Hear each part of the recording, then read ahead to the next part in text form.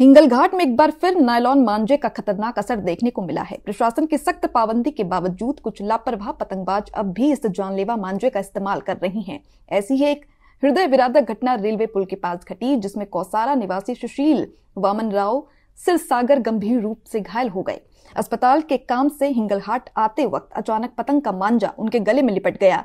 सुशील ने तत्परता दिखाते हुए मांझा हाथ से पकड़ा और अपनी जान बचाई, लेकिन इसमें उनके हाथ और गले दोनों बुरी तरह जख्मी हो गए। डॉक्टर्स के अनुसार गले में 4 टाके लगे हैं और हाथ में गहरी चोटें आई है। इस अचानक हुई घटना की वजह से बाइक पर नियंत्रण खो गया, जिससे पीछे बैठा साथी भी घायल हो गया। मौके पर मौजूद रुग्ण मित्र और रुग्ण कल्याण समिति के सदस्य मोहन बैरकुंडे और नितिन गाले ने तुरंत मदद करते हुए दोनों घायलों को उप जिला अस्पताल पहुंचाया। फिलहाल उनका उपचार जारी है और हालत स्थिर बताई जा रही है। यह घटना केवल एक व्यक्ति के घायल होने की नहीं, बल्कि समाज के लिए एक गंभीर चेतावनी है। कुछ सेकंड का रोमांच और दिखावा किसी की पूरी जिंदगी बदल सकता है।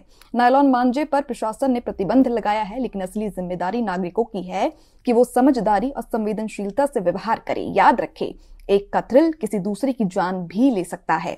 माझं पूर्ण नाव आहे निखिल वामन क्षीरसागर। मी कोसारा माझी सासूरवाडी आहे, तिथं मी आलो होतो। तर तिथून आपलं हिंगणघाटसाठी दवाखान्यामध्ये आलो होतो। तर तिथून येता येता माझ्या हिंगणघाट पुलावर माझ्या गर्दनला गांजा लटकला आहे। आम्ही दोघं जण मी बाईक चालवत होतो, माझ्या मागे एक जण बसून होता।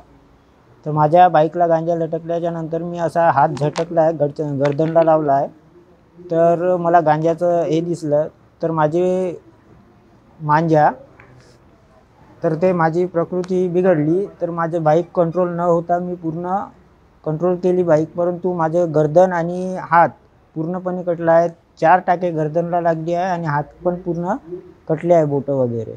तर प्लीज करून मी हे विनंती करतो की हे पतंग जे मांजा आहे हा आपल्या महाराष्ट्र हिंगलघाट से योगेश लखोटे की रिपोर्ट।